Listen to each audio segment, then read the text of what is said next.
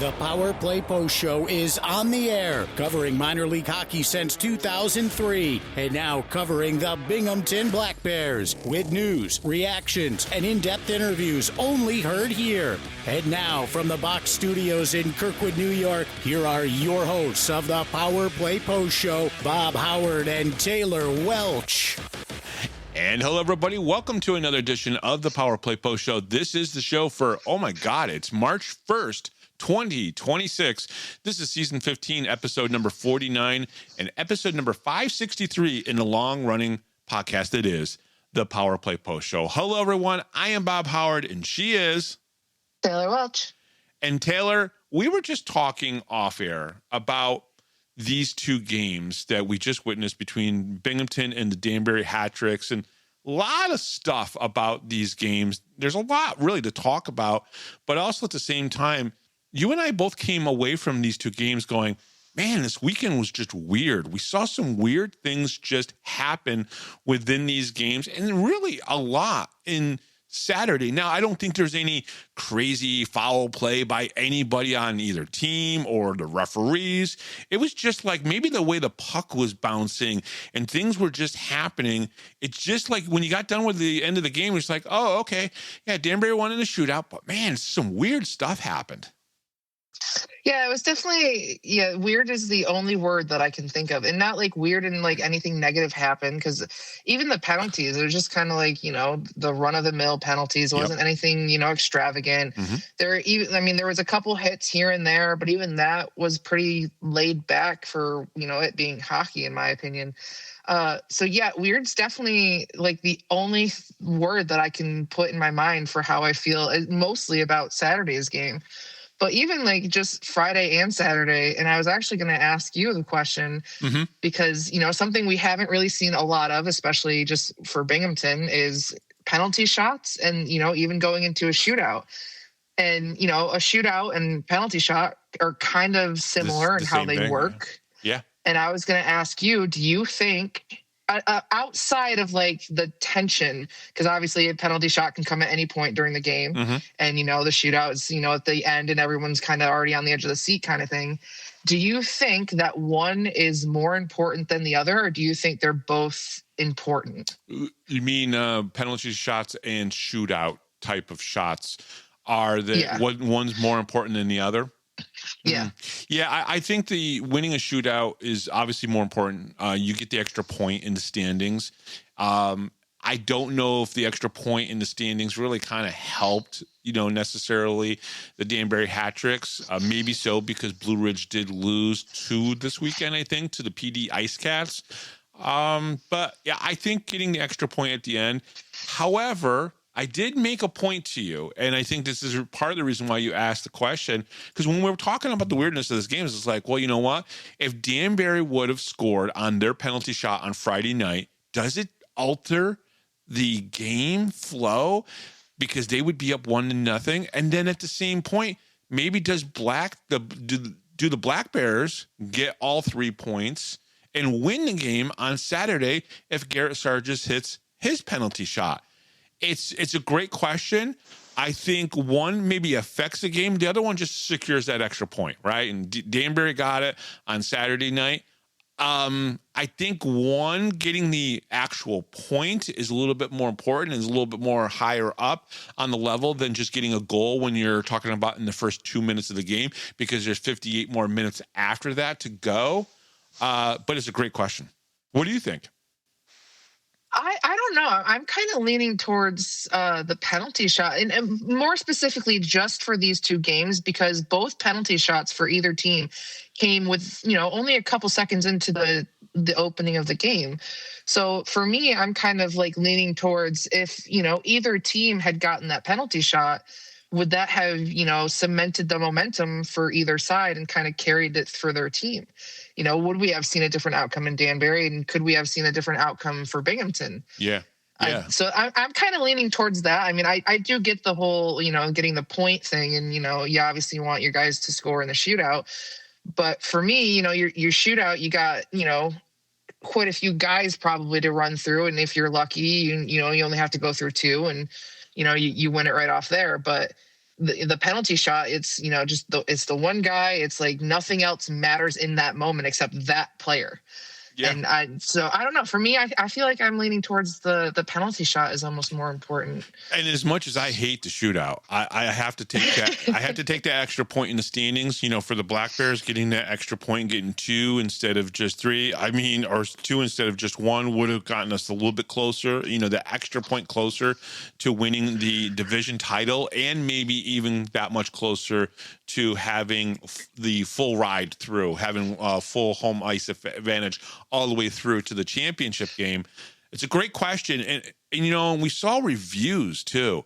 And the reviews that we saw all seem to make sense when you go back and you watch the video, right? The high sticking in overtime of the puck where Konderka would have gotten his hat trick goal. That ended up being the right call to as a no goal. Jacob Shankar's goal in the first period that would have been nice to have. Player was clearly offsides, so that's a no goal. We saw those types of things, and hey, there's no controversy. There was a review. Yep, no goal. Yep, review, no goal.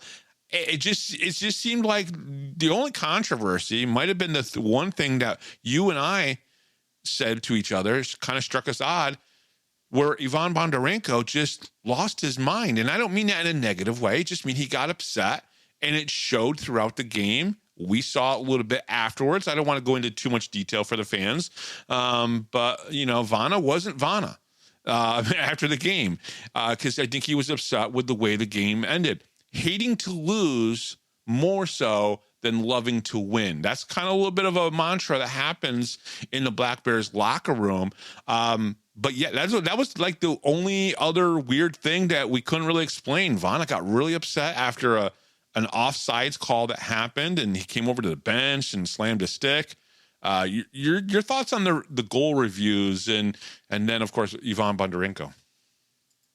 Yeah, I feel like normally when there's being reviews and everything like that, it's usually, I feel like it's always talked about. Like there's always controversy. There's always one side's angry because, it didn't go their way or, any word of that sense. But like everything they reviewed, it didn't seem like it affected, like nobody was mad about it. And that to me is the most interesting part because normally when everything's getting reviewed, somebody is going to be angry or, not happy with the ref making a call or not making a call and all that. But even, the really long one where they brought out the rule book and they were over talking to Brandt. I was like watching Brandt to see his reaction because usually that can also tell you a lot of things. And he was just calm, collected. They spoke to the ref. I was watching the head nods happen, and then he stood back up on the bench and they, carried on with the game. Yeah. It was definitely interesting to kind of see the reviews happen and everybody be fine with it. Yeah. And to explain to everybody, because I think there's some confusion what they were doing with the rule book. Basically, Brandt wanted to know if they could review that during the delayed penalty before the goal was scored, did the Black Bears touch up somewhere? Now, I'm guessing that either he was told by one of his players or he witnessed them touching the puck and maybe having partial control of the puck before the goal was scored. That was another Konderka goal scorer, if I remember correctly, because it was their third one in his second goal. And so they went over to the players' bench where Frank Perney is, who is the second best voice in Binghamton. And you can ask who the first voice is, but you know the answer to that. So I'm just saying, just throwing that out there. But Frank was over there. They had the book open. One of the off-ice officials next to Frank was kind of helping them hold the book up, and they were looking at, obviously, the review section. So the video review, I think, because Cole and Brooks were talking about it on air, because I reviewed this after the game, or actually this morning, and they were looking at it, and there is a big highlighted section. If you go to the rule book, there is a big highlighted in yellow section about video review. And they were reading that section there because I believe the page before it is almost completely redacted, like if it was the Epstein files, right? It's redacted. I know I threw something like that in there, but it's redacted on one page, and the next page is the video review, and it's all in yellow. You could have just laughed a little bit on that one. That was kind of a neat little throw in there. But I did laugh, but it's just it didn't come through. Maybe you didn't hear it. No. So they were looking at, but there's nothing in there that says you can look for. You can ask for a review on this. So they went back to Brant, and I think Brant was okay with the explanation. Hey, listen, if it's not in the rule book, they checked. They didn't penalize the Black Bears, which I thought was good, because I think if it was in almost any other hockey arena and he asked that question, there would have been a delay of penalty call. Even though they didn't review anything, they were reviewing the review book or the rule book to see if they could review something on the ice, and they couldn't. I thought the referees did a great job all weekend long. I had no problems with really anything. Yeah, sure, a linesman's going to miss an offsides one way or the other. They reviewed the one, called it a no goal on Jacob Shankar. There was no review on the other because there wasn't a goal scored. It was just a missed, offsides or non-offsides because, and so it was definitely very much a very much a weird weekend when it came to certain things, but not necessarily, like you said, in a negative way. That's the best way to put it. Yeah, because I've tried to come up with different ways to describe it, and I can't. Literally the only word that I can come up with is that it's weird. And to your point, the officiating, again, it's probably one of the best ones we've seen. And if the only bad call was they, accidentally called offsides, it's not the worst thing in the world. So. Taylor, let's talk about the next thing, which is ASHA. ASHA is a great organization that works with kids to make sure that all kids, no matter what, can play hockey. The Binghamton Hawks and some of the Binghamton Black Bears players got together. They designed these jerseys, which kind of remind me, and maybe I'm wrong because I don't play video games all that much, maybe a little Minecraft-y-ish with the way it was designed. They were black and white, and there were some kind of blocks, with the way they did the striping. I like the jerseys. I love the logo. The logo on the front, I'm pulling up a picture of Tyson Kirkby wearing one right now, and the bear is actually biting through a hockey stick. Just liked it. I know you guys got a jersey during the jersey auction. What did you think of the jersey? You've seen it up close. We really like them. This is by far Jeremy's favorite one. And on the way home last night, he goes, this is the only specialty jersey we have that actually has a Binghamton logo on, like the bear head. Every other, because we've got the specialty jerseys there's the Iceman one from last season. I think we had a Whalers one, but I don't remember if we still have that one or not because I think it was just a blank one. Mm-hmm. And then obviously the Wieber one and the Stubbs one for the first responders night. Yeah. And so this is the first one we have with the bear head, and he liked it for the same reason that you just talked about, where it's the bears biting through the hockey stick. And to me, the best part about all of this is that the guy who won the player poster this week, Patrick his Zuck. Son. Well, no. Alan. Oh, Alan Oswald. Oh, yes, yeah. Alan Oswald. Yes. He was the winner for this week. Yes. Patrick was the first winner from the previous week because we had 2 weeks in a row that we had to combine. Yep. We had 3 posters to give away. It was crazy hectic, but it was fun, enjoyable every second of it. Yes. Anyways, so Alan and his son, he is on the Hawks team, and he is one of the ones that actually came up with the bear head biting through the hockey stick. He said that as soon as they found out they were going to help design the jersey, that was the first thing he thought of, and that's what he wanted on the jersey. And he sent you a picture, right? Can you describe the picture a little bit? Because it's pretty cool. So the picture is the Hawks players and quite a few, and I do mean quite a few, of the Binghamton players that were all a part of this jersey design that all had it set up and all done. And apparently quite a few of the Black Bear players also go to these practices with these kids. Yeah. And I thought that was just amazing. I'm going to kind of see if I can get through some of these guys. I see Zach Sirota. I see Dan Wieber. I do see Austin Thompson. So this is obviously a picture back when he was still with the team. Who else do I see here? I see Cam Cervoni. I think I see Nick Swain. Wyatt Friedlander, Dominic Tmej. Durazio with that thick mustache. I don't think he has the thick one anymore. But I see Tmej as well. So, and a lot of the kids are there, and that was so great. And obviously they did their thing during the intermission. They played a game during the intermission, and it was a lot of fun. I'm so glad that he won one of our posters. Which poster did he get? Who did he get? He got Stefan. He got Kyle Steffen. So hopefully he'll get down to Kyle at some point and get it signed. I know Jen won the poster. She's giving it to her friend Heather, if I remember correctly, who came up, and we all took pictures. I got to get those pictures up into the Facebook group. I do have them. And then Patrick got Jacob Shankar. Now, he's from 2 weeks ago. And, of course, Patrick got Jacob Shankar and then went and won Jacob Shankar's jersey. Now, how much did he pay for Jacob Shankar's jersey? 2,175 or 25. Over $2,000, over 2,100. I know that much. Oh, Jacob Shankar is the hot commodity. He's a hot commodity right now in there. And listen, there's been 2 posters made up for Jacob Shankar, and now his jersey. That's the most this year, too, for any one single jersey. They raised over $17,000 for that jersey auction for Asha. I am so very happy because that money, all of that money raised, goes directly towards helping those kids get to play hockey.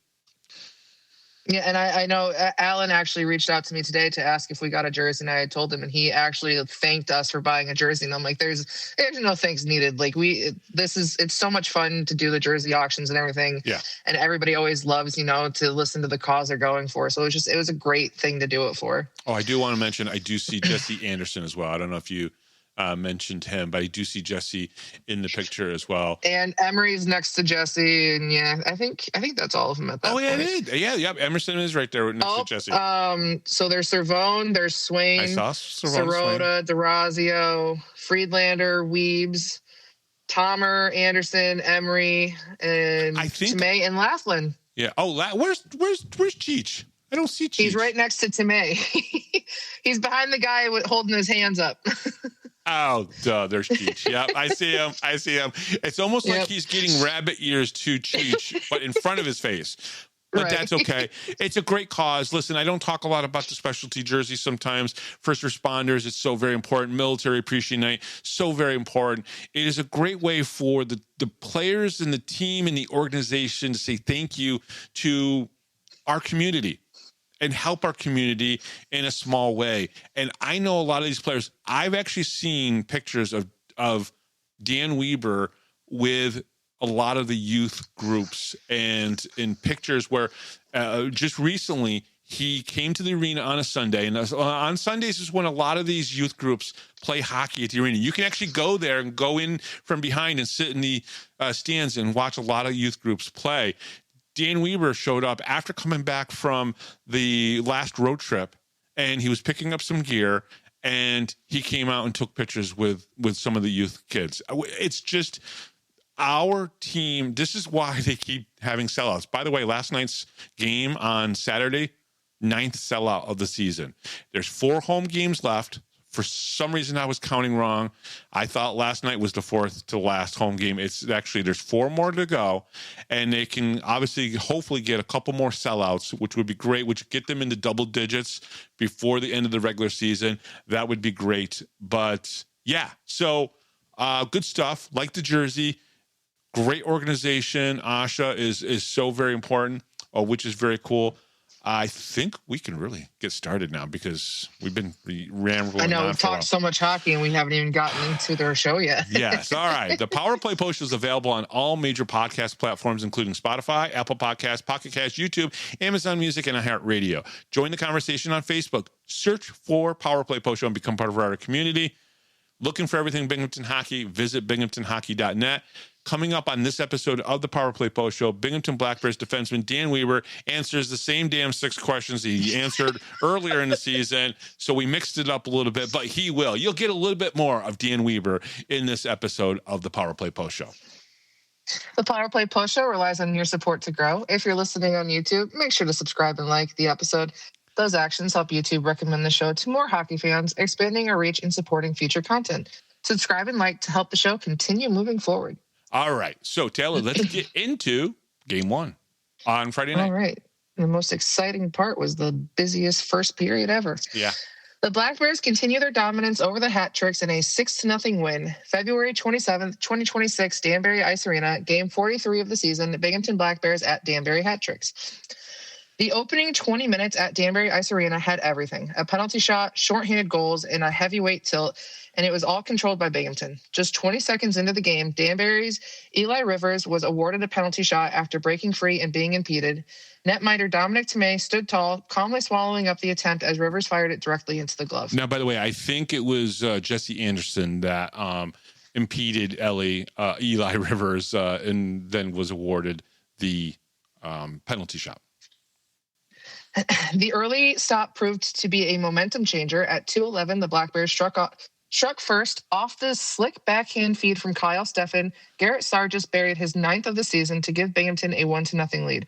Jesse Anderson also picked up an assist on the opening tally.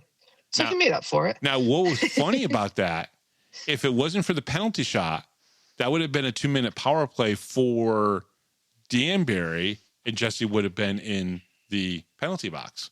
So kind of funny how that... See, penalty shots, I'm telling you. It had an effect. I don't disagree. Midway through the period, special teams flipped the game entirely. While Scott Ramakers was in the box for slashing, the Black Bears delivered a devastating shorthanded sequence. At 8:45, CJ Stubbs scored unassisted for his shorthanded marker. Just 44 seconds later, at 9:29, Tyson Kirkby finished a play set up by Kyle Steffen, extending the lead to 3-0. Both goals coming well down a man. Yep. The physical temperature rose late into the frame. With 5:07 remaining, Dan Wieber and Andrei Simonchuk dropped the gloves near center ice. The bout ended after Wieber landed a heavy right hand, energizing the Black Bears bench and crowd alike. Both players were assessed fighting majors at 14:53. Binghamton wasn't finished offensively. With 3:48 left in the period at the 16-12 mark, the red-hot Jacob Shankar, who has now scored in 6 straight games, netted the Black Bears' 4th goal, finishing a setup from Emerson Emery and Tyler Schwinn to make it 4-0. Despite several penalties on both sides, including a late Danbury minor for cross-checking, Binghamton controlled the pace and capitalized on the opportunities. Yeah, what an interesting first period, right? Because there's so many things to talk about. We talked about the penalty shots, how important that is. You have that. You have the 2 shorthanded goals. I looked up the numbers today. Never happened before. Not happened. In Black Bears history, have we scored 2 shorthanded tallies on 1 penalty kill. So that was pretty cool. That's insane. it really is. And then you have obviously more goals. You have a fight. You had a little bit of everything in the first period. You really did. Scratches for the game for the Black Bears was Mac Jansen, Gavin Yates, Zach Sirota, and CJ Hapler. Starters was Garrett Sargis, Kyle Steffen, Nick Swain, Jesse Anderson, Scott Ramakers, and Dominic Tmej. Now, I'm not saying anything bad about the other lines, but right now, as we're talking, that was probably the most consistent thing about the last 4 games is that, first of all, that line there of Garrett Sargis, Kyle Steffen, Nick Swain, Jesse Anderson, Scott Ramakers, those pairings right there seem to be the most consistent thing for the Black Bears because it's a little crazy. Now, Gavin Yates will be back next week, and you'll be able to start to fill in the lineup a little bit better, and you might fit in Zach Sirota. I believe he's going to be in the country because I know he was out of the country for a little bit, so it's a matter of getting him back into the country. The penalty shot awarded to Eli Rivers just 20 seconds into the game after he broke free in the zone was impeded by Jesse Anderson. Tmej stopped the shot as Rivers basically shot it into the Black Bears netminder's mitt. Basically played catch with them. Black Bears get their first power play of the game at the 5:53 mark after Caden Fennell slashing minor was assessed. The Hat Bears killed the Hat Tricks killed the penalty, and the Black Bears did register 2 power play shots on goal. The Hat Tricks Johnny Ruiz out for the season on IR was in the arena in Danbury and was recognized to the crowd. So they basically did a nice thing. He waved to the crowd. I do want to bring up one other thing, which I want you to kind of explain to the fans what Kyle Brewer did, because I thought, I may not have always agreed with everything that Kyle Brewer's ever said on Facebook about anything, but the one thing that he definitely does is he does try to bring community together. He tries to organize things for the Black Bears, for the fans for the Black Bears, and then he organized something for Johnny Ruiz. please explain it, because I want people to hear about it. Yeah, he's like that for a lot of the away teams. I mean, there are certain people on certain teams where he really has good connections with them. And, he has a great time kind of going back and forth with them and always doing stuff for them. I think he's made shirts or had shirts made for other players on other teams. Like he does a lot for people.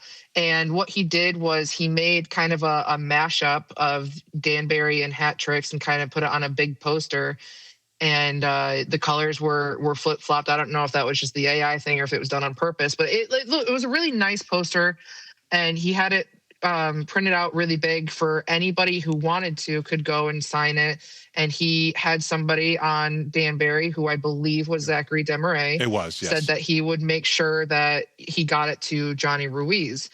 And what Kyle didn't know was that he didn't think that many people would be so interested in signing this poster and kind of, leaving a mark and just, showing their appreciation and well wishes for Johnny Ruiz. And he was taken back by that. And it just kind of goes to show that Johnny Ruiz is so appreciated in this league by anybody. Yeah. It doesn't matter if you're a fan of the Hat Tricks, if you hate them, everybody appreciates what Johnny Ruiz stands for and who he is as a person. Now, and I think it was a huge kind of like just moment for, I think, everybody. Yeah. And I love the fact that Kyle did this for Johnny. I'm glad that somebody from Binghamton, did something like this that Johnny can look back at and go, I had some heated rivalries. I think the poster even said, you hate each other on the ice, but love each other in the community, or something to that effect. I can't remember the exact wording. I actually have a picture of it. I should pull it up. I knew I wasn't going to be able to leave the press box. Kyle came up and let me sign it upstairs, which was very awesome. I was very happy about it. I did take a picture of it. I'm probably going to write up a little bit of a piece as well and put it up in the Power Play Post Show Facebook group for people to see. I think it's great. I love when we do this. We are one of the best minor league hockey cities. We have one of the best fan bases. When I say this, folks, I'm not lying. When Kelly goes and organizes stuff for other teams because their teams need it, Kyle does stuff like this, and I say those words, I'm not saying it just to say it.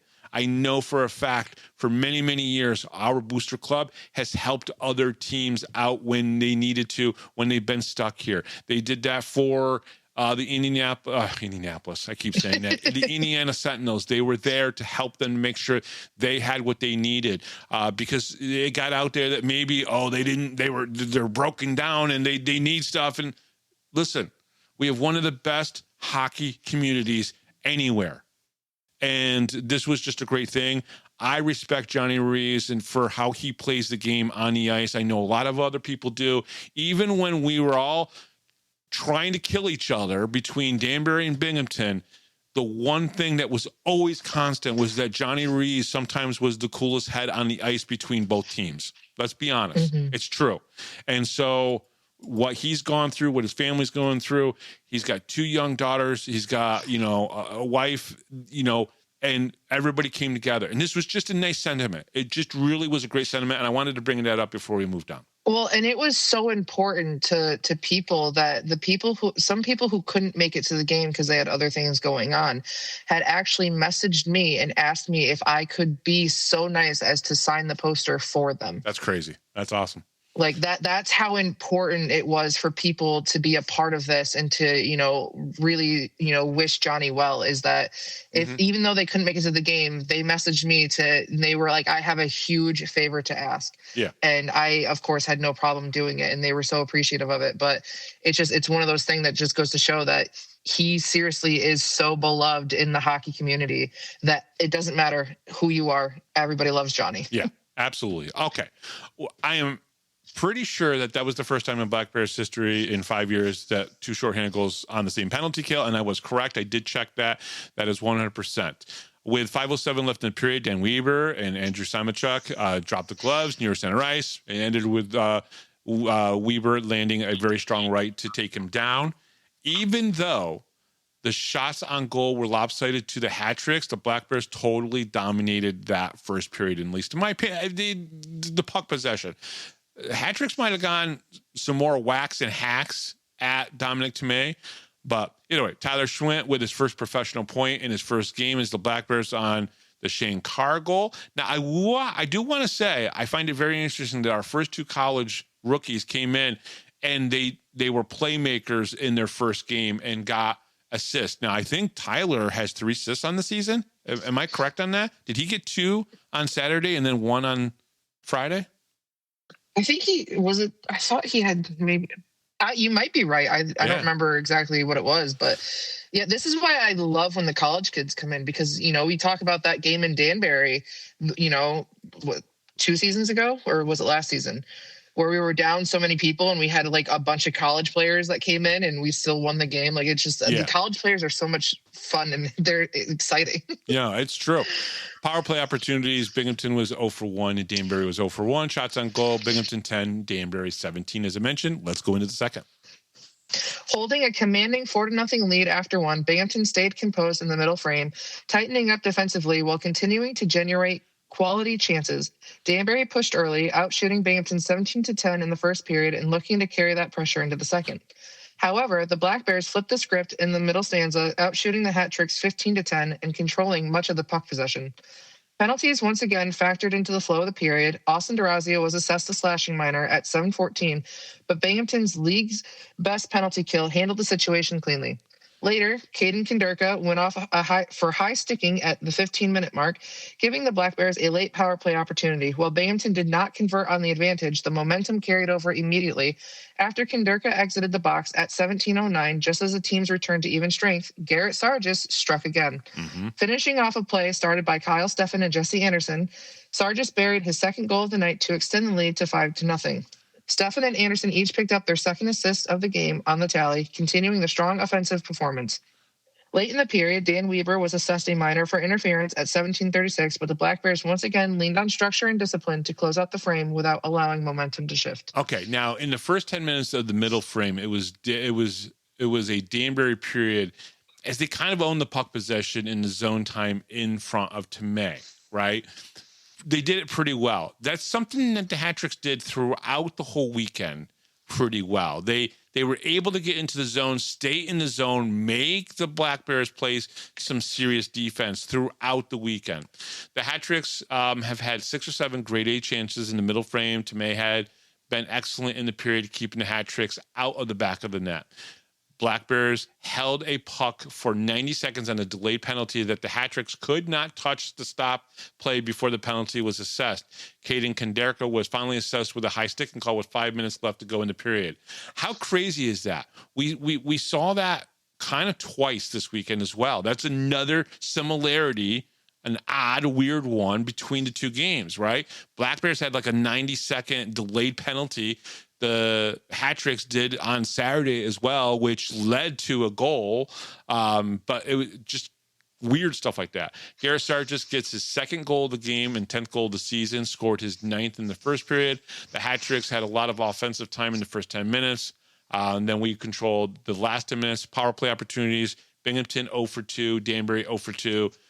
Shots on goal, Binghamton 15, Danbury 10. So now it was Binghamton 25 and Danbury 27 after 10 minutes. And can I just say, still, even though Garrett Sargis has scored 2 goals, I still think our best player so far through 40 minutes in this game was Dominic Tmej. Yeah, I don't think anybody would disagree with you there. He absolutely played a phenomenal game in Friday night. And it's always weird because I feel like it's harder to play in other arenas, let alone Danbury, just because of how cold it is in there. Right. I know Brooks kind of teased everybody and how warm he was in the press box, kind of calling the game. I think he was paid off. I think it was paid off to say that. I think that I actually kind of believe it because if you watch them as they're walking through the arena, they're like, rubbing their hands and they're freezing. But if they're up there in the box, they seem totally fine. I think Herm paid him off. I think Herm paid him some cash. Brooks, you can correct me if I'm wrong, but I'm pretty sure there was some cash exchanged between you and Herm. I think Herm does not want people to think it's cold in the arena, so he's paying off the visiting broadcasters to say how warm they are up there. I'm just saying. I think that's a thing. I think it's a thing. All right, let's go into the third period. The final frame sealed a memorable night for Garrett Sargis, with Chicho Laughlin for tripping and Gregory Szynski, double minor for high sticking, serving penalties, creating open ice during 4-on-4 play. Sargis completed the hat trick at 8:07, finishing a setup from Tyler Schwint to give Binghamton a commanding 6-0 lead. It marked Sargis' first hat trick as a Black Bear. The remainder of the period featured steady goaltending from Tmej and disciplined defensive play. Despite several penalties on both sides, Danbury pushed late, but Tmej remained composed, turning aside all 39 shots he faced to secure the shutout, his 4th of the season. This was an interesting win for the Black Bears at times. Danbury had great looks on Tmej and controlled the puck at times in the offensive zone, but they were having a hard time cracking Dominic Tmej. Now, I think there is a good reason why they scored 3 goals in Binghamton, but didn't score any goals in Danbury. Part of my thought process is if you went back and probably looked at every single shot that they took in Danbury, I would say half of those shots in Binghamton that Danbury took were in different places than where they took those shots in Danbury. And what I mean by that is they just looked for different areas of the net to shoot at, and that's what worked. They didn't continue to shoot directly at his chest or at his glove where he could just make an easy save. They started going to other parts of the net, and they figured that out from Friday night to Saturday night, and that's why they got the 1-5-hole goal. They saw something, boom, they started shooting down towards the lower part of his body, and they were able to get the goal. So I really do think that Danbury, within 24 hours, and I know I'm probably giving them way too much freaking credit, and I'd probably get some grief from some of the players on the Black Bears, but I do think that they kind of, I don't want to say cracked the code, but they found a tendency that worked for them in Saturday's game. Now, would that work for them consistently over and over and over again? No, because I think the Black Bears make adjustments. They always make adjustments. That's why they have been the best team in the last couple of years. Well, for 3 seasons now, why they've been the best team on the ice, because they make adjustments better than anybody. But I do want to give credit where credit's due to the Hat Tricks. When you go into Saturday's game, they were shooting in different places than they were on Friday night. Does that make sense? It definitely makes sense. And I kind of agree with you on there. They just kind of, you can tell where they started to beat Tmej and where they were shooting. Mm-hmm. And you could tell that it was one of those things where they figured something out.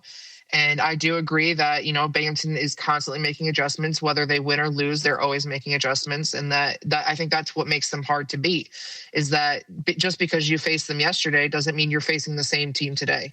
Yeah. And I think that's probably one of the hardest things outside of the talent in Binghamton, is that they are constantly evolving.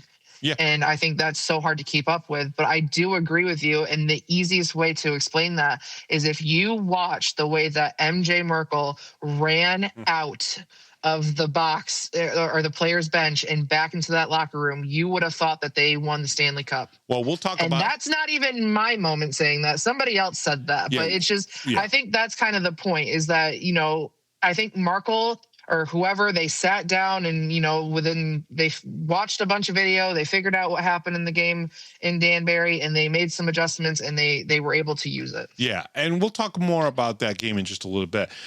Speaking of Tmej, he was so good tonight, or good on Friday night, saving more shots on Friday night in that game than he has in the last 2 shutouts combined against the Sentinels. More importantly, he was very good.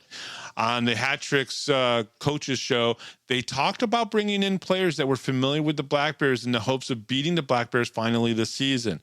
However, the Black Bears have now beaten the Black Bears, or the Hat Tricks, in all 10 games. And then there were 6 games going further back into last season that it's been a long time since they beat them. Actually, it went all the way back to November. So, again, I just want to say, yes, you know what? Let's table that. Let's talk about that after we talk about the win, because I think the Hat Tricks coaches show, I get where they were coming from. I do. We'll talk about that after the second game. The Sargis' third goal was a shot by Tyler Schwint, but it went in off of Sargis' skate. However, it led to Schwint having a 2-point night with 2 assists in his pro debut. Okay, so he had 2 on And maybe he only Friday. had one on Friday and then one on Saturday. I don't know. We'll read those numbers in a few minutes. But he was good. He was good. He didn't look out of place. I thought he looked good. That's probably the most important point to take from there. Black Bears and Hat Tricks meet for the 11th time on Saturday night. Power play opportunities, Binghamton 0 for 2, Danbury 0 for 2. Shots on goal, Binghamton 9, Danbury 12. Basically, they outshot them 34-39. That's impressive for a team to do, but the Hat Tricks did it. They outshot them 39-34. I'm glad that you didn't read that full number because I know. Yeah, Danbury outshot us 394-34. Apparently, I had a typing error, but I read it correctly. It was 39 shots on goal. So, thanks for the little bit of comedy. If we beat them, 6-0, and they had 394 shots, that would just be. That would make Tmej look. That would be really bad. Yeah, that would make Tmej look amazing. Like Tmej, you are. I know he's a little bit of a religious, but I'd be like godly. That'd be like a godly. They'd have to give him the WWE belt and never take it from him. That's. All right, let's do this so we can get to Dan Wieber and talk about this second game, which I think really has. I don't want to say more impact, but some substance to it. Black Bears blank hat tricks, Tmej's fourth shutout, and Sargis's hat trick. Garrett Sargis scored his 9th, 10th, and 11th goals of the season. CJ Stubbs scored his 31st goal of the season. Tyson Kirkby scored his 17th goal of the season.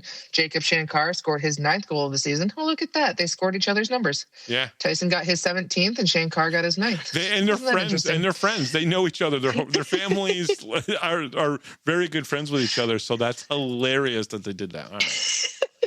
Kyle Steffen assisted on 3 goals. Jesse Anderson assisted on 2 goals. Tyler Schwintz assisted on 2 goals. Dominic Tmej saved 39 of 39 shots, scoring his 4th shutout of the season, his 22nd win, and improving his record to 22-2-0. The Black Bears record improves to 37-5-1 with 109 points, gaining another 3 points towards the Empire Division title. All right. Coming up next here on the Power Play Post Show, a very silly version of 6 More Questions with Dan Wieber. And we'll be right back right after this, right here on the Power Play Post Show. Hi, this is Don Biggs from the 92-93 Binghamton Rangers. Hi, this is Brandon Bolchinski. This is Grady Wittenberg, the voice of the Binghamton Senators, and you're listening to the Power Play Post Show.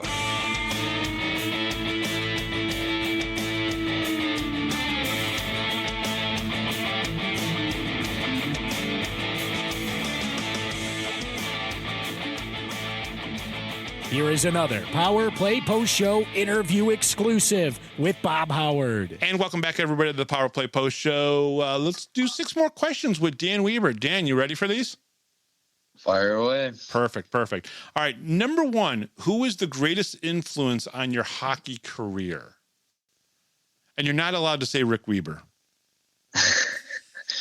Well, besides my parents, the support I have through both of them, I wouldn't be able to be where I am without either of them. Right. But hockey influence, yeah. I would say our neighbor, Dave Morey, he is a product of Michigan State. Mm-hmm. And he helped my dad kind of construct our rink. In exchange for that, he would come over with his son and we would skate all the time. And he taught me everything that he kind of knew, and any questions I had, he had answers. And it was just kind of the reason I picked up hockey, was just watching him do all cool things, stick handling, skating on the outdoor rink. I was like, I want to be like that. Yeah. So I would say David Morey. That's pretty awesome. You've told us the story about him coming over and building the rink, but he was that influential in your hockey development, correct? Correct. Yeah, it really was. He loved teaching, loved coaching, and wanted the best out of for me and his son. Now, did his son play far in Minnesota hockey, or did his son was much younger than me, so I think he just graduated high school. Oh, okay. But I think they moved out of Minnesota, and he played for a prep school in AAA, but I think he got a Division I scholarship, so I think he's doing well. He's doing very, very well. That's pretty awesome, though, that, if he plays to D1, say he makes it to the NHL, you trained with him. So that's pretty awesome. And then his daughter is she's been in the running for the Olympic figure skaters. So hockey and ice runs in their blood. Well, if she makes the Olympic team in figure skating, just tell me, and then I'll let my wife will give us a full report on how good she is. Because my wife, my wife watches every single figure skating tournament that there is. She is a huge figure skating fan, and knows, she watches like all the qualifiers, all the things all throughout the seasons for people to get into the Olympics. It's pretty intense. I have to like get a VPN just for her to watch all these things. It's nuts. Oh, I didn't know they were televised, but that's awesome. Yeah, no, a lot of them are especially the ones that are getting the girls ready or the guys ready for the Olympics, the qualifiers, the different individual events like in Spain and France and here in the US and Canada. There's all these different events that happen, meets, I guess you could call them. And there are a lot of them are on television. But the television coverage is kind of weird. So I have to get my wife a VPN so she can watch them a certain way. I don't know. I don't think it's a cheater box kind of way. She's paying like $50 a month for it. But either way, number 2, what is your dream job outside of playing hockey? Okay, I think I did get this question last time, I said YouTube golfer. That's right. Okay, so we did do these. Yeah, I guess we did. All right, well then tell me another artist on your Spotify playlist that you've been listening to recently. A new artist. Anybody, yeah. I'm going to have to open Spotify real quick and just see it. Oh, this is great. Dan's opening up his Spotify. We'll see what's on his list. Hopefully. A new artist. He's not really new, but I've been listening to Post Malone in the past few weeks. Yeah. Yeah. I like that Post Malone did stuff with Ozzy. I mean, that was cool. Yeah, that's a great song. Yeah, it really is. All right. Number 4. We talked about this, so you probably know who. So who's the most interesting guy in the locker room? We did this. This is like a comedy. I said Chichu. You did. This is like a comedy routine right now. All right. Other than Chichu, I'll give you the second most interesting. Yes. I would go. John Brown's got the most stories, but I think Sargis is a pretty interesting guy. You know, someone just said that recently too, that Sargis was a very interesting. You know, he's obviously played a long time, right? He's the old man in the room. Realistically, I think he's older than Coach Sherwood. And what are the types of things can you learn from an older player like Garrett Sargis?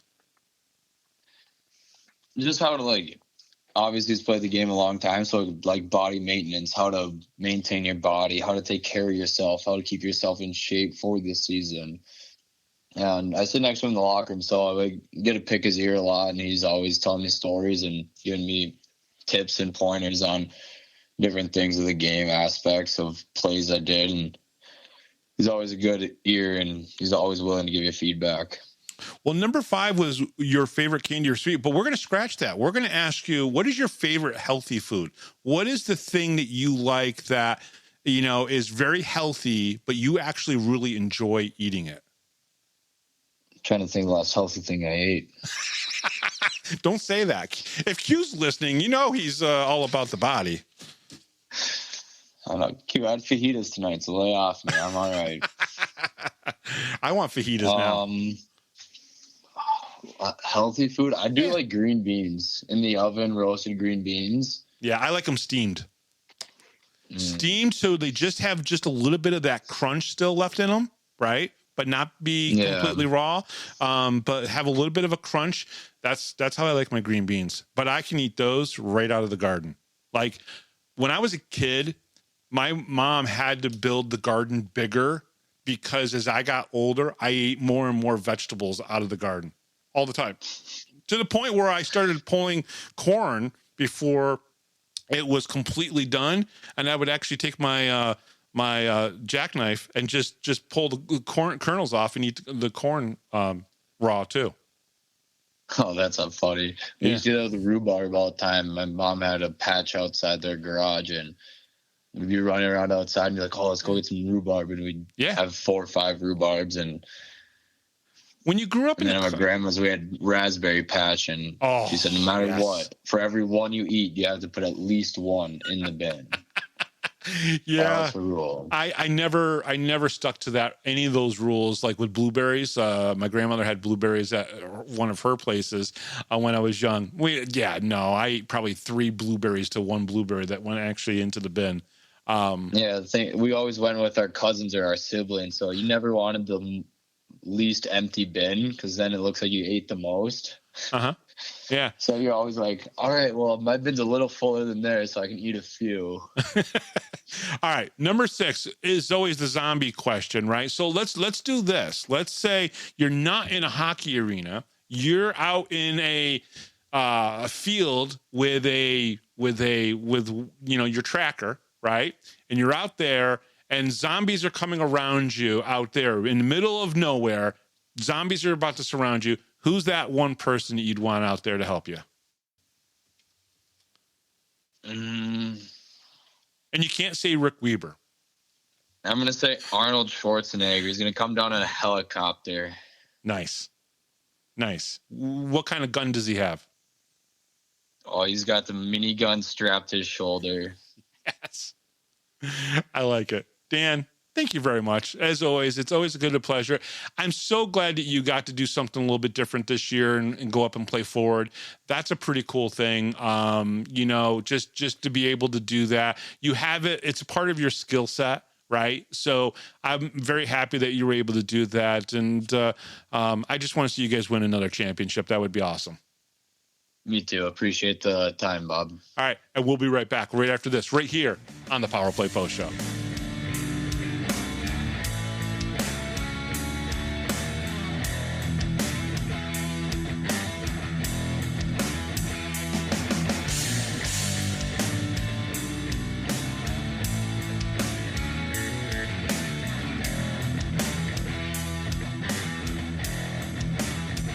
If you're a Binghamton hockey fan, then you need to check out binghamtonhockey.net for all your news, stats, information, the Binghamton Hockey Hall of Fame, top 10 lists, profiles, and so much more. That's binghamtonhockey.net.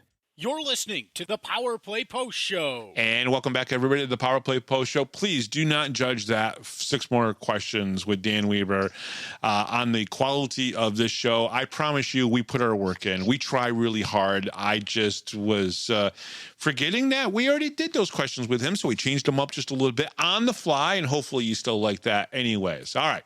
Support the Power Play Post Show by subscribing on YouTube. When you subscribe and like episodes, it signals to YouTube that hockey fans are engaging, which helps recommend the show to more viewers. As our community grows, we're able to deliver more interviews, insights, and hockey discussions. Subscribing and liking is the most effective and completely free way for you to support the show. Join fellow hockey fans and subscribe on YouTube today. Now, Taylor, let's get into the dreaded loss of the weekend. The weird game. Hat Tricks take their first game against the Black Bears since November of 2024, and it takes a shootout to win. February 28th, 2026, Divisions Veterans Memorial Arena, Game 44 of the season, Danbury Hat Tricks at Binghamton Black Bears. After dominating in a 6-0 shutout victory Friday night, Binghamton wasted no time carrying momentum into the home-and-home final. But it wasn't without early drama. Just 27 seconds into the game, Binghamton was awarded a penalty shot when Garrett Sargis was impeded by Danbury's Austin Pickford. However, Sargis was unable to convert, keeping the game scoreless in the opening minute. At the 4:05 mark, it appeared Jacob Shankar had extended his goal streak to 7 straight games, but after an official review, the play was ruled offsides, wiping the goal off the board and keeping the contest even. The Black Bears continued to pressure, outshooting the Hat Tricks heavily throughout the frame, with Danbury's Austin Pickford sent off for slashing at the 19:23 mark. Binghamton capitalized late on the power play with just 30 seconds remaining in the period. Austin Durazio buried his 20th goal of the season at 19:30, finishing off a feed from Ivan Bondarenko and CJ Stubbs to give Binghamton a 1-0 lead heading into intermission. Yes. Okay.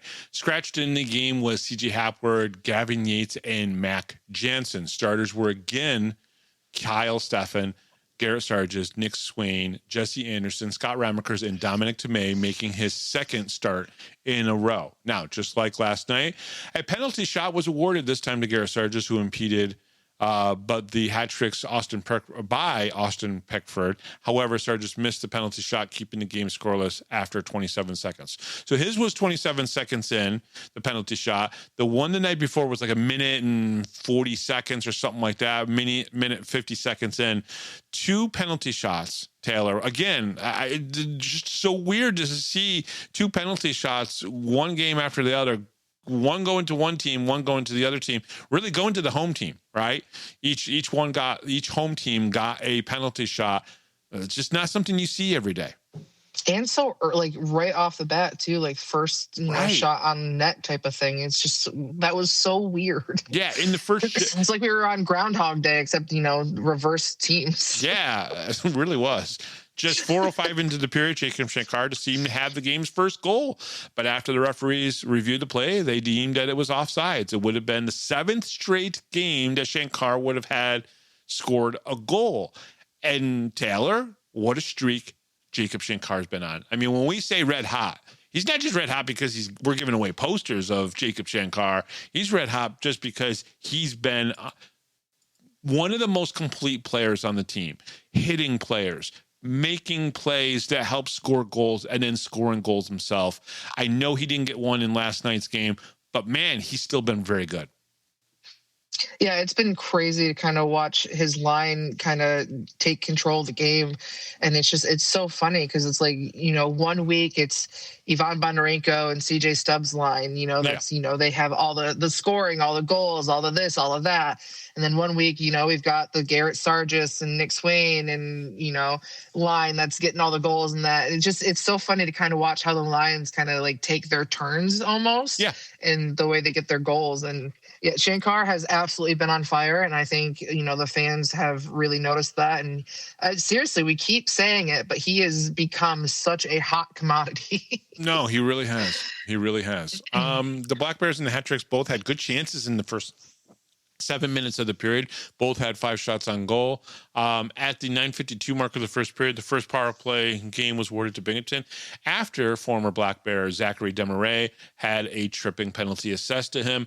Neither the Black Bears nor the Hat Tricks have really been overly dominant over the other. It has been a back and forth period with Tmej and Peyton both making some key saves for the respective clubs. Now, we haven't talked about Kyle Peyton that much, right, Taylor? But even though he gave up 6 goals yesterday, only gave up 3 goals on Saturday, right? So 6 on Friday, 3. He didn't have that. They weren't really bad games for Kyle Peyton. I was surprised we didn't see one of the other goaltenders, but at the same time, I think it paid off for the Hat Tricks to keep Peyton in goal for Saturday's game. I don't think that was a bad idea. Yeah, I think if you take the first period from Friday night out of the question, he had a good weekend, and just look at the rest of him. Yeah. He kind of, I think after that first period, the 2 shorthanded goals, I think really either cemented it that he either needed to play out or they were going to replace him kind of thing. Yeah. And I think he kind of did just that. I think it was a rough start, and it's never easy to kind of go into a first period and have that happen. You got to carry that for the rest of the, the weekend essentially. But I do think that he played a good game, and it's, the Black Bears were definitely trying to get their shots in on him, and they, were making him work for everything he had.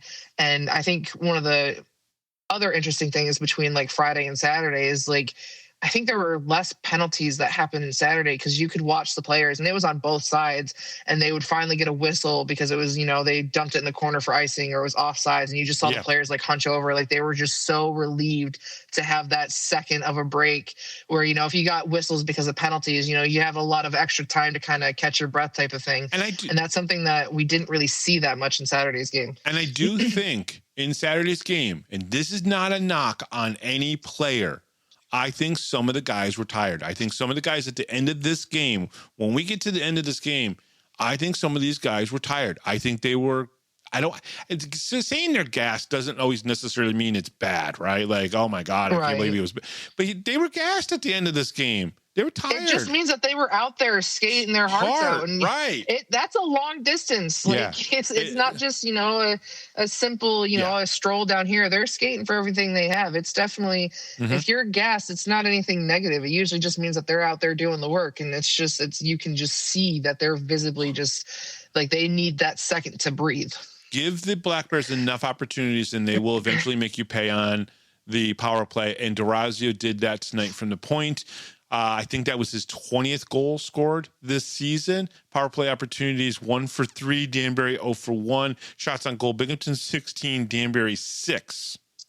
One of the reasons that I kind of chose Durazio, which I haven't done my impact players yet. So if you're listening to this before the impact players, you're going to kind of get a little snippet here.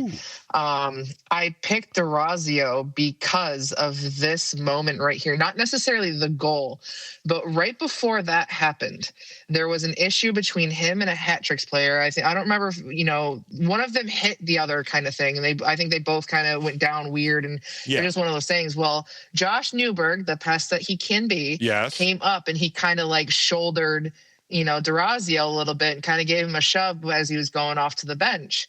And, a couple seconds later, Durazio scores. And I'm just like, to me, it was just like, it was just a sweet sentiment to just cherry on top for like Newberg trying to be that pest. And it just went the complete opposite way for him. Now, and I feel like Durazio is that kind of player where if like you do something, like you poke the bear, as they like to say, Durazio is going to score on you. I believe in the overtime period, there was a shot that came in and Durazio took it off his skate or his foot.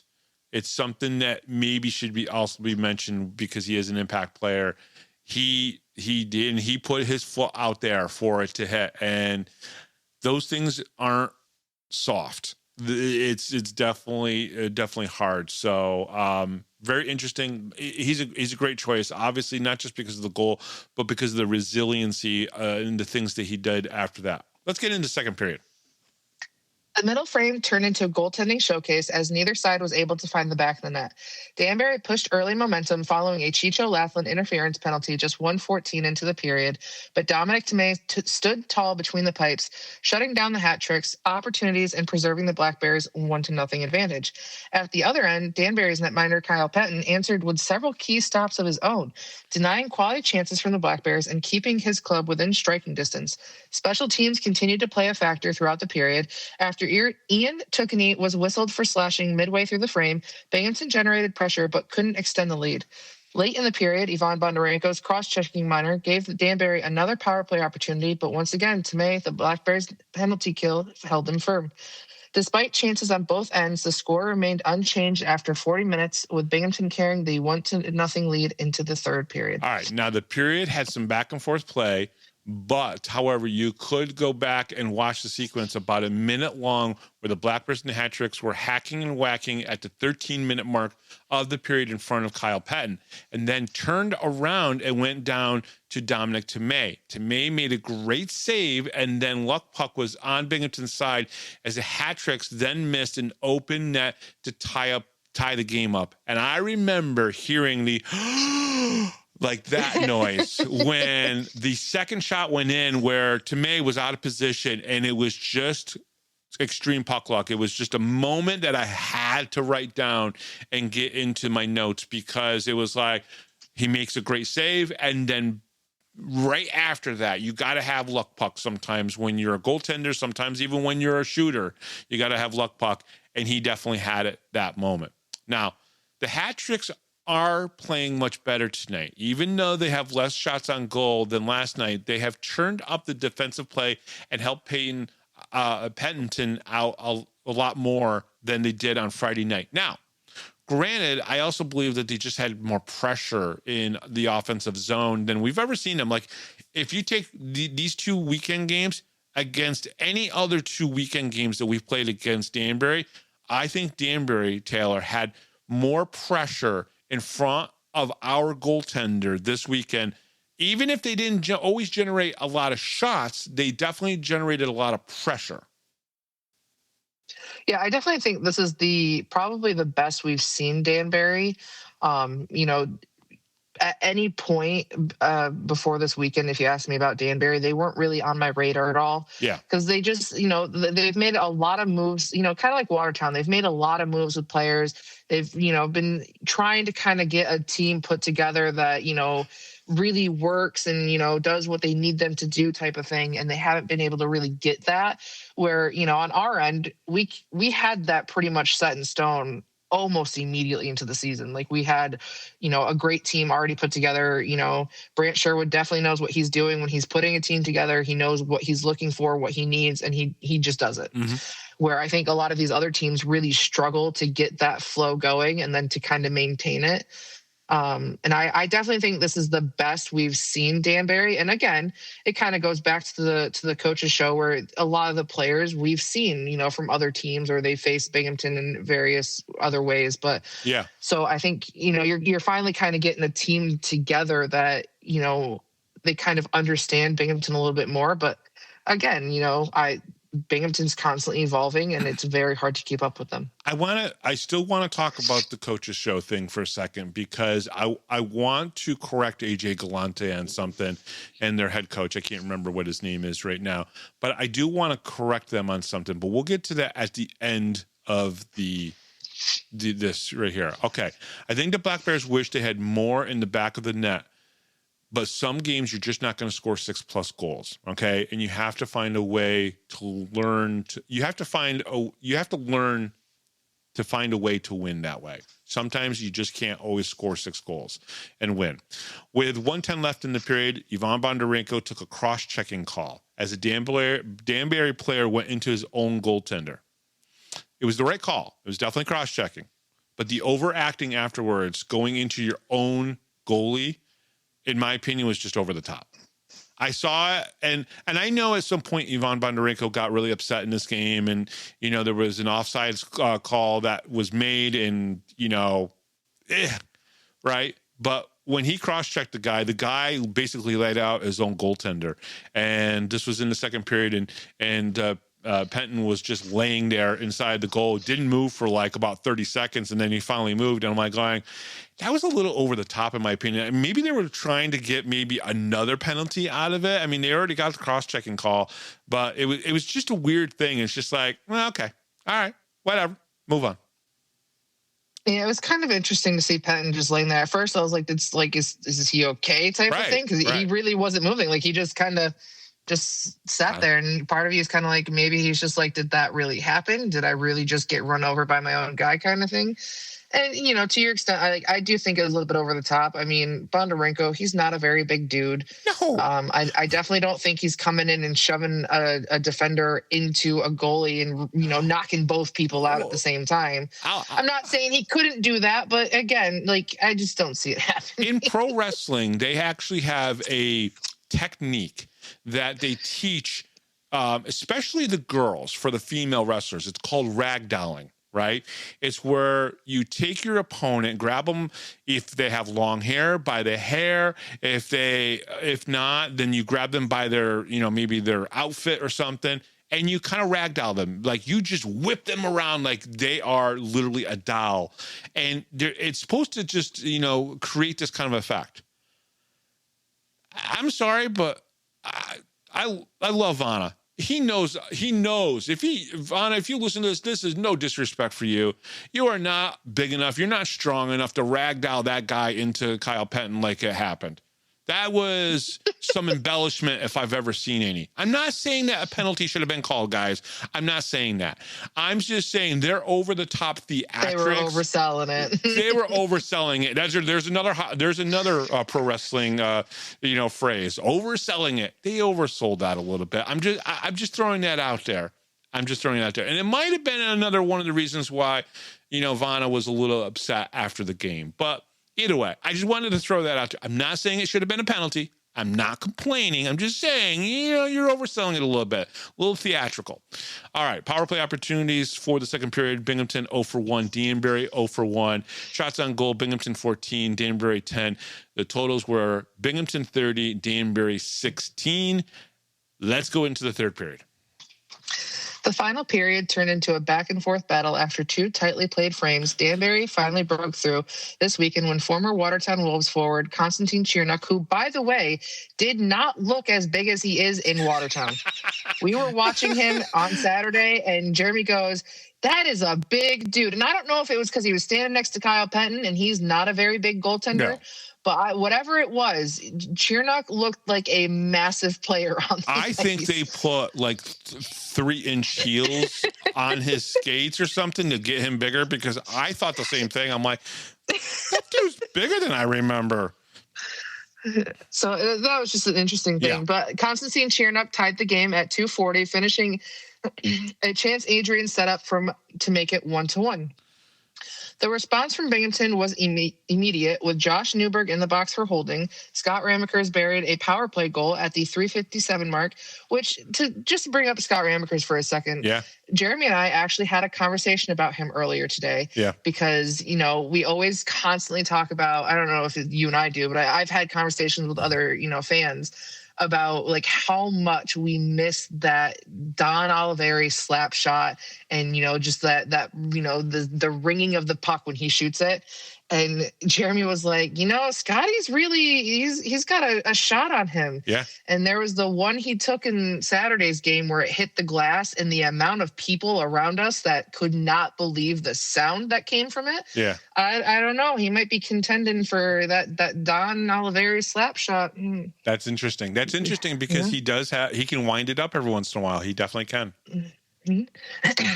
So he buried a power play goal at the 3:57 mark, restoring the Black Bears lead 2-1. The goal was assisted by CJ Stubbs and Tyson Kirkby, and the assist marked Kirkby's 300th career point as a Black Bear, the first player in franchise history to reach the milestone solely in Binghamton uniform.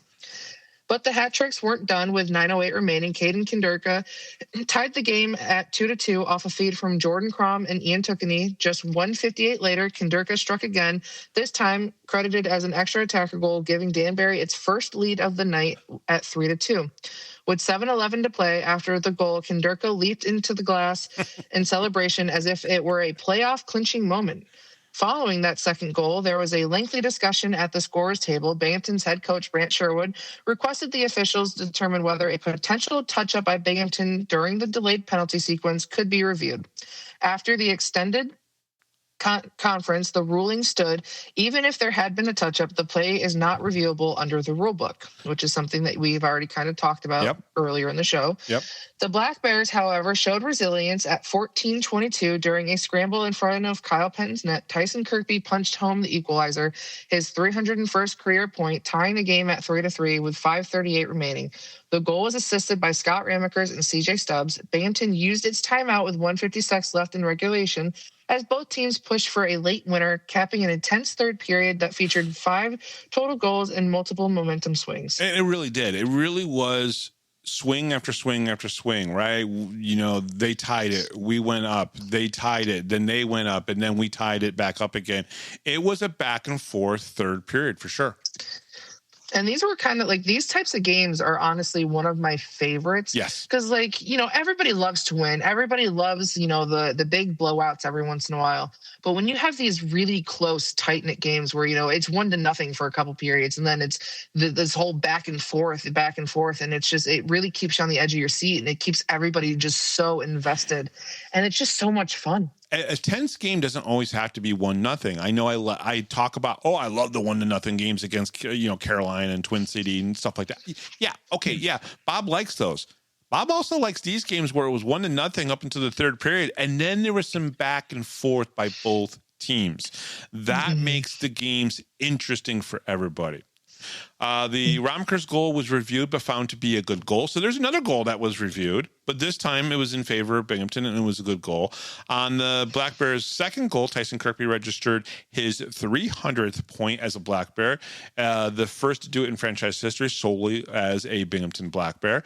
The Black Bears gave up 2 goals in a minute and 58 seconds to the Hat Tricks Kinderka, who after the second goal jumped into the, I mean, when I say he jumped into the glass, he did. He jumped into the glass like he had just won in his home territory, like they just won the biggest game of the season, which maybe that was the biggest game and biggest win of the season for them. Maybe that really was the biggest win. After Konderka's second goal, there was a long discussion, as we talked about. We've already gone over this. I did review what Brooks and Cole did, and they got information from the off-ice officials. So I want to make that perfectly clear. That's where they got that information from. The off-ice officials were giving it to them. Excellent coverage by Brooks and Cole in that situation. When I went back and looked at it, I couldn't find a spot, Taylor, where they would have touched it up, and just making a save by Dominic Tmej is not enough to say that there was a touch-up. Yeah, I haven't reviewed it, so I kind of want to go back and look for myself, because it's just fun to kind of like go through and, that's how we figured out why, Bondarenko was so upset, was because of the missed off sides thing. So it's just, I kind of want to go look at it myself. Which was clearly not offsides. You look at that, you're like, no, that's not offsides. And it almost like he was blowing the whistle like early too. I don't know, but either way, when you need a big goal, Tyson Kirkby scores those for Binghamton. While by the way, congratulations to Tyson on the 300-point thing. I want to make it perfectly clear that is like an awesome note. He is actually his 300 points. I want to give people this information, because I do have that very readily handy here. He is in Binghamton hockey history 5th. He is fifth with his 301 points. He is 5 points away from tying Chris Grinville of the BC Icemen with 306 points. So that would make him fifth. He'd probably do it in less games, so that would technically be the tiebreaker and put him actually in fifth place over Grinville with 306. After that, it's 392 points for Denny ML. 476 points for Randy McGregor, and Rod Bloomfield has 543 points. He's not going to catch the top two. If he sticks around long enough, he could obviously catch Danny ML, but more than likely he will catch Grinville here within the next few weeks. So congratulations again to obviously Tyson Kirkby on that as well. Let's see here. While on the power play, 1:56 left to go in the period, and 37 seconds left in the man-up advantage. The Black Bears take their timeout, so that's important why they did that there. The Hat Tricks make a game of it and get the guaranteed point as the two teams play into overtime. Black Bears were 1 for 2 on the power play in the third period. Danbury was 0 for 1. Let's talk about the overtime and shootout now. The 5-minute 3-on-3 session was filled with tension from the outset. Just 1:33 into overtime, Nick Swain was assessed a tripping minor, giving Danbury a prime opportunity with an extra skater.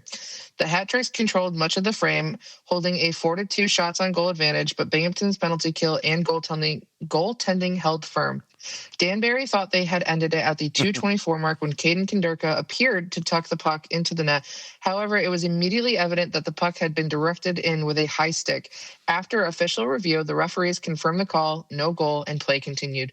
Neither side could find the winner in overtime, sending the contest into a 3-round shootout. Yay. Sorry. Danbury, I feel like every time that we've gone into overtime, it's been more of 4-on-4 play than it has been 3-on-3. Yeah. Well, because you had the 4-on-3, and then the penalty ended, he comes out, and then they played 4-on-4 for a little bit. But you're right. You're right. 100% right. A lot of times there is a reason why we're playing 4-on-4, penalty, whatever, instead of 3-on-3. Danbury struck first and never relinquished control in the skills competition. Danbury converted twice in the opening 2 rounds from Anton Rubstoff and Austin Bellefeuille. And despite CJ Stubbs keeping Binghamton alive in round 2, Scott Ramekers was denied in the third, sealing the victory for the Hat Tricks. After being shut out 6-0 the night before, the Hat Tricks responded with their first win over Binghamton this season, splitting the home-and-home series in a dramatic fashion and thinking that they won the Stanley Cup. Yeah, really, honestly. All right. You have to see the tripping call, but the referees had to call the tripping on Nick Swain. It was the right call. I hate to see it, but it was the right call. They had to make it. Hat Tricks had the advantage in shots on goal in overtime after the extra time in front of Dominic Tmej.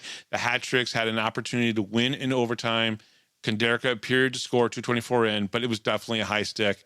That's really what it comes down to. They could have won. It didn't. Nick Swain missed in the shootout. CJ Stubbs got his. Scott Romakers, his shot wasn't the best. I'm sure he would have loved a second chance on that. But Danbury in the overtime period was 0 for 1. Shots on goal total for both teams. Binghamton 49, Danbury 28. Danbury did a lot with the limited shots that they had. I will give them that.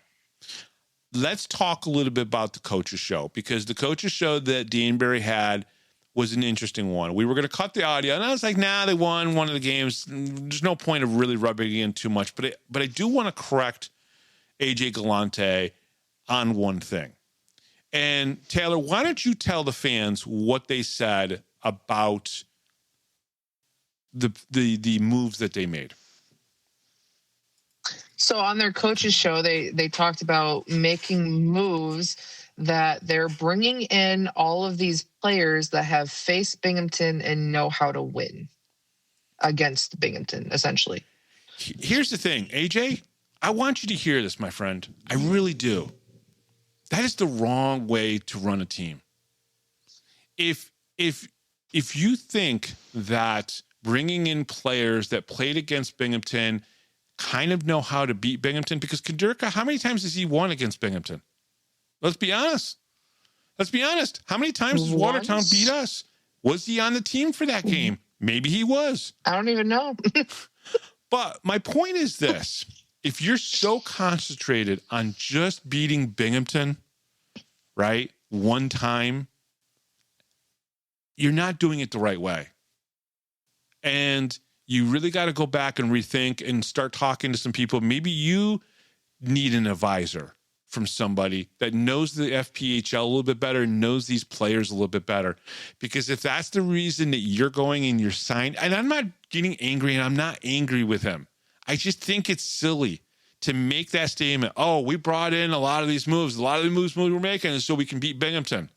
One game, you beat Binghamton in 12 tries or 11 tries once. That's it. Watertown's secret sauce isn't working either. They beat us once.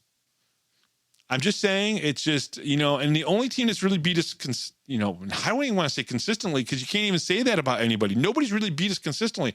But the team that's beat us the most and given us the most trouble is Port Huron. And that's because they took over what you guys used to do. This, Port Huron is kind of vicious. They're not just physical, they're vicious, right? And I think was either Nick Swain that said that, or Dan Wieber on Thursday.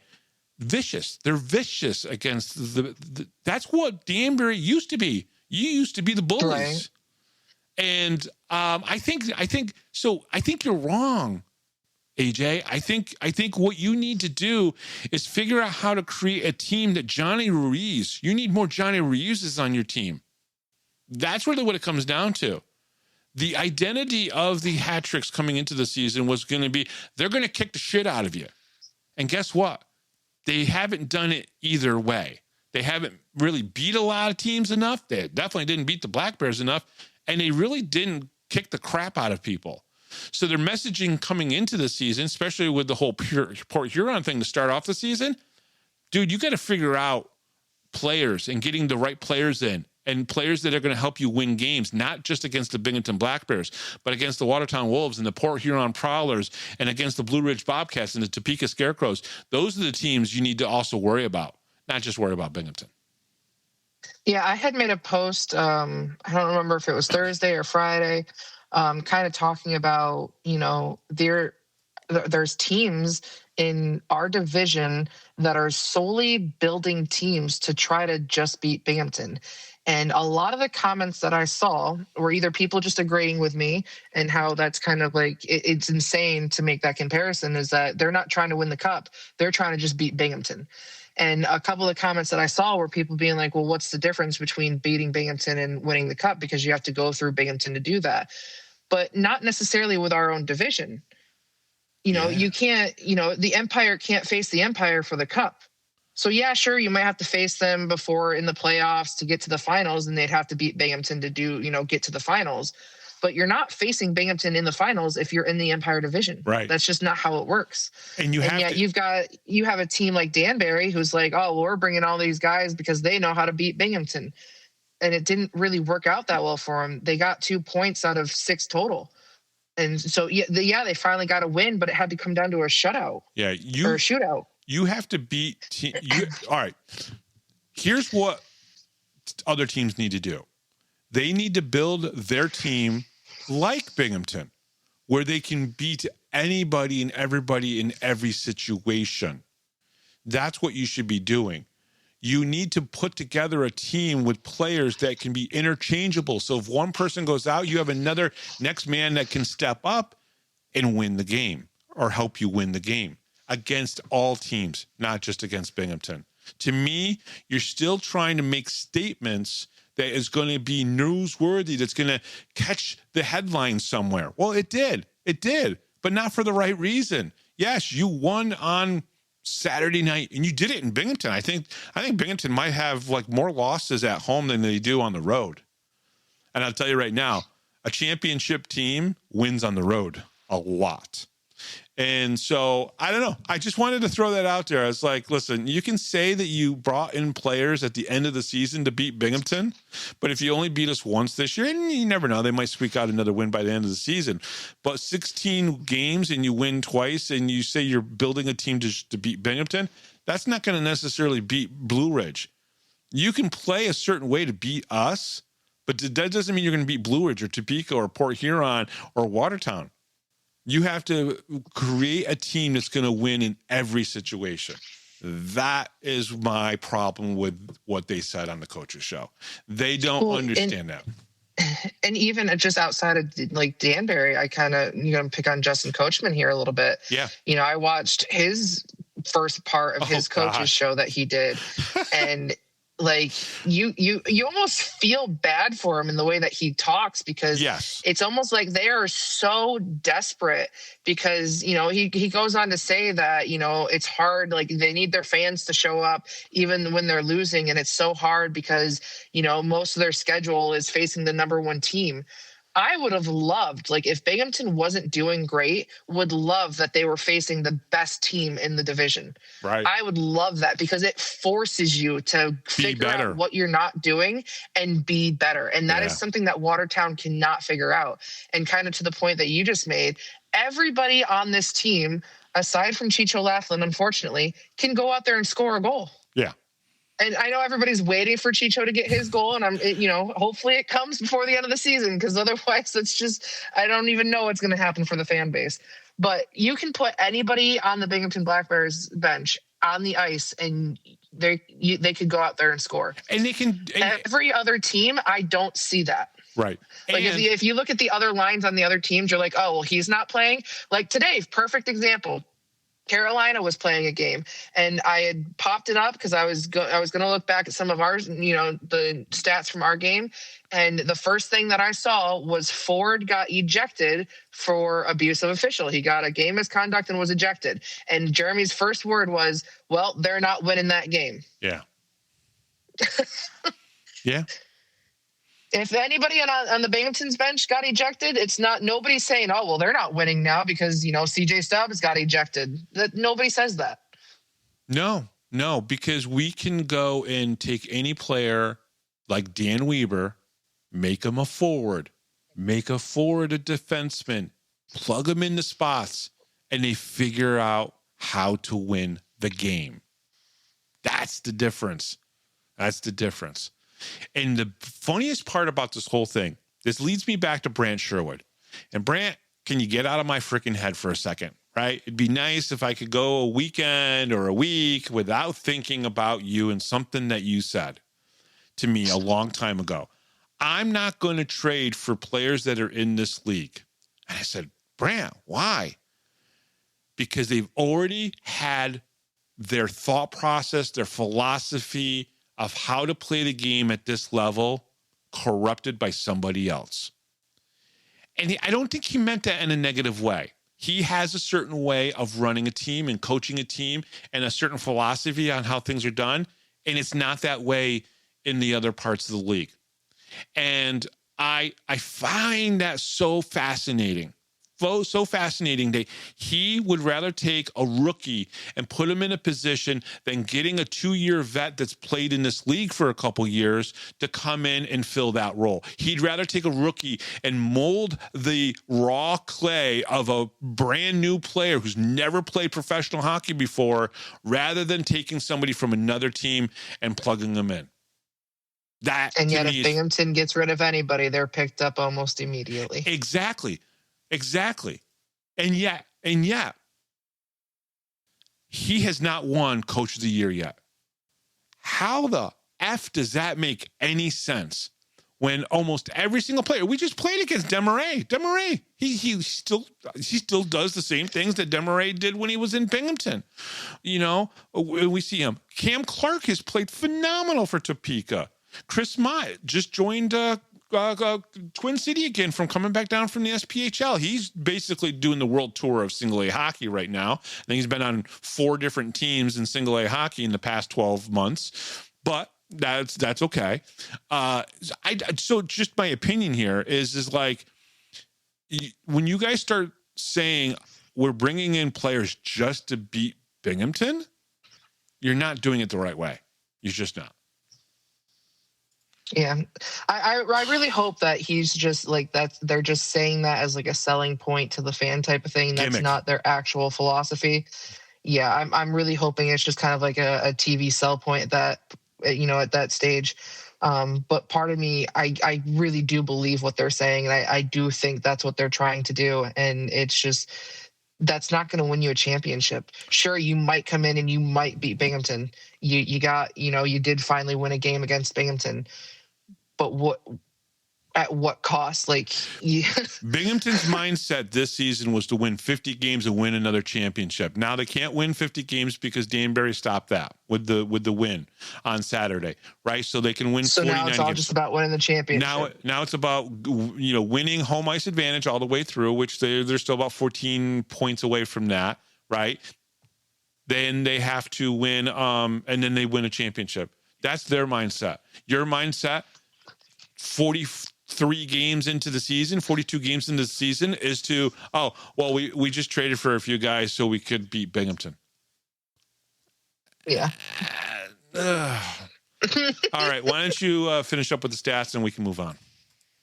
Black Bears drop heartbreaker to the Hat Tricks in shootout 4-3. Tyson Kirkby scored his 18th goal of the season and assisted on another for 2 points.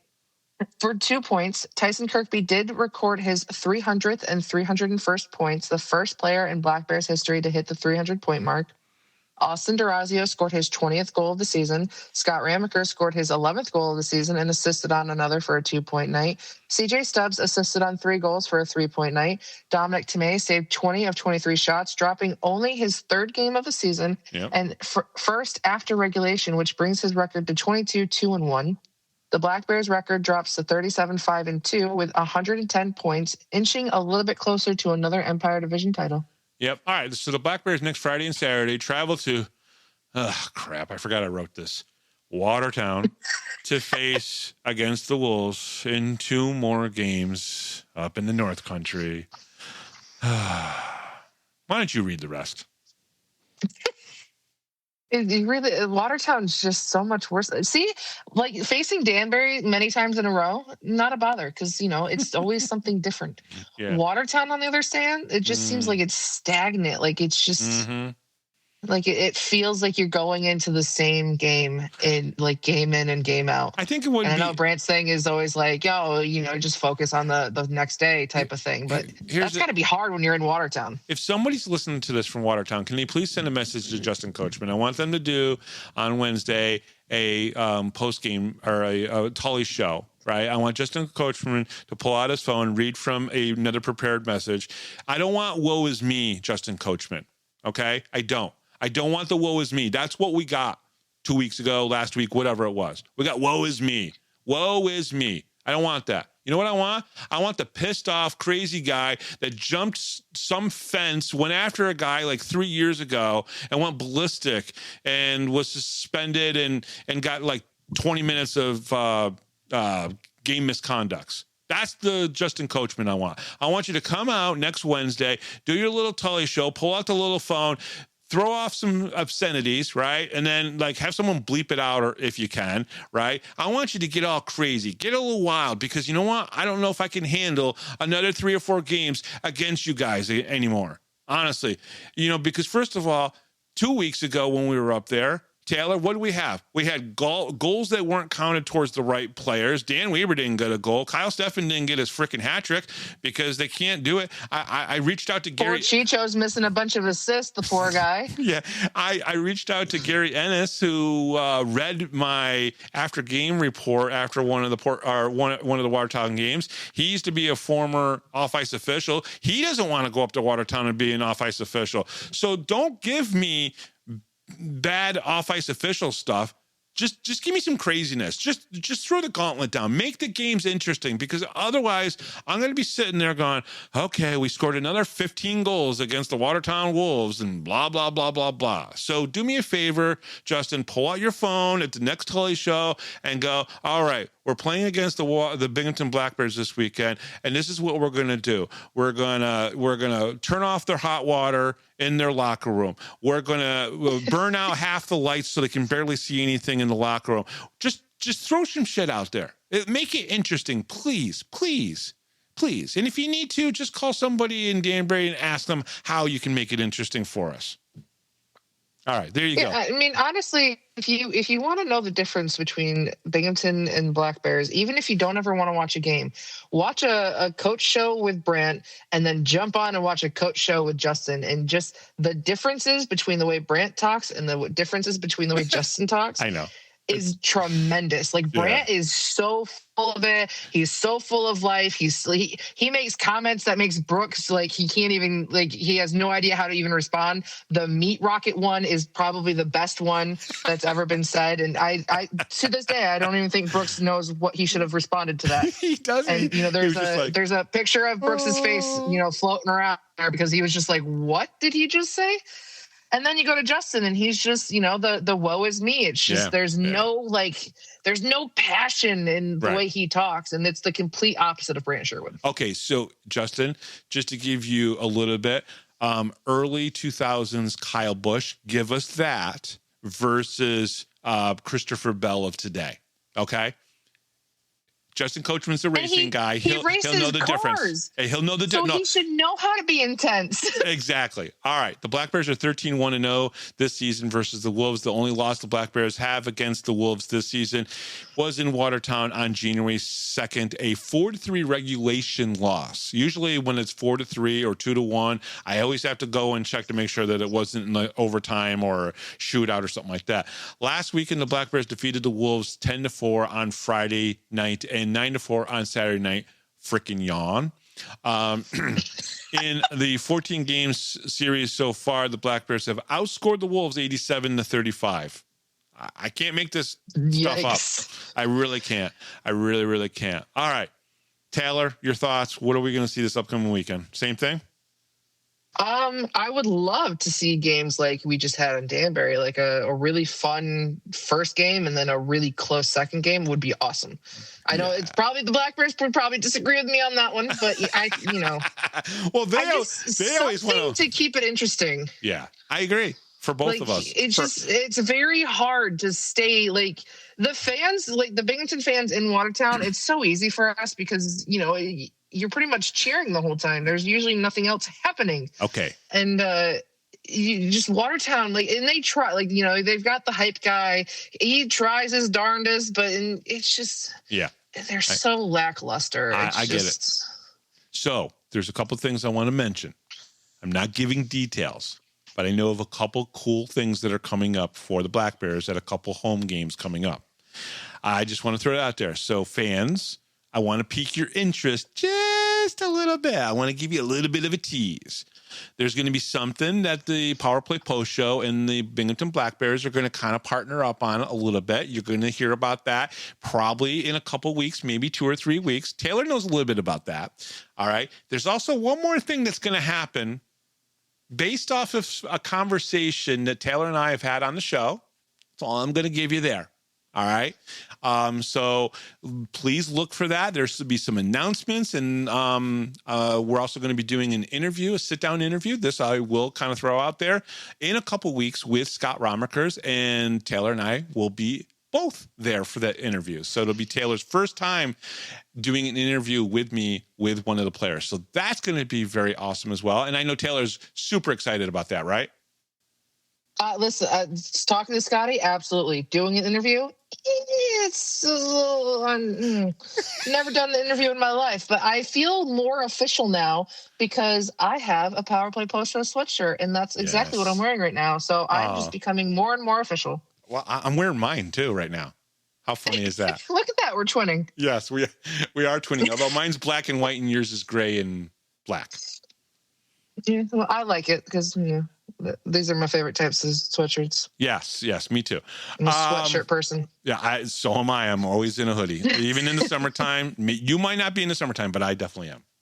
I am. Well, listen, a lot of races we go to, it gets cold at night. I sweatshirts all the way. Okay, all right. The Power Play Post Show is available on all major podcast platforms, including Spotify, Apple Podcasts, Pocket Cast, YouTube, Amazon Music, and iHeartRadio. Just search Power Play Post Show on your favorite app, and don't forget to subscribe.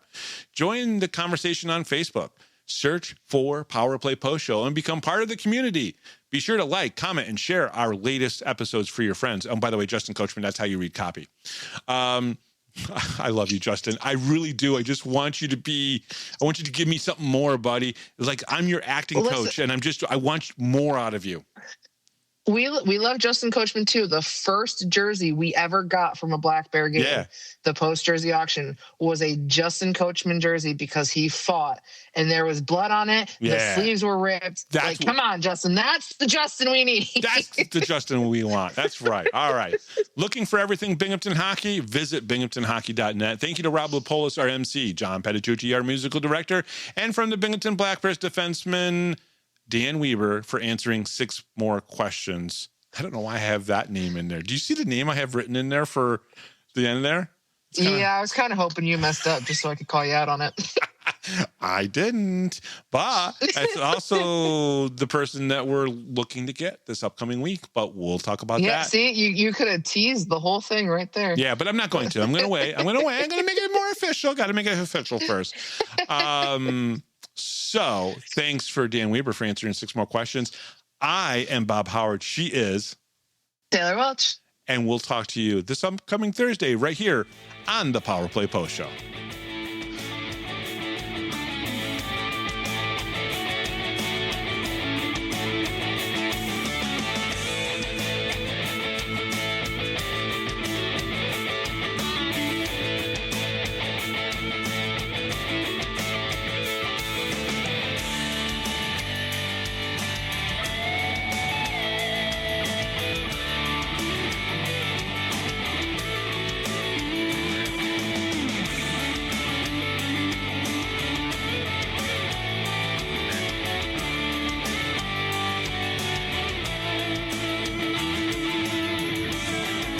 Thanks for listening to this edition of the Power Play Post Show.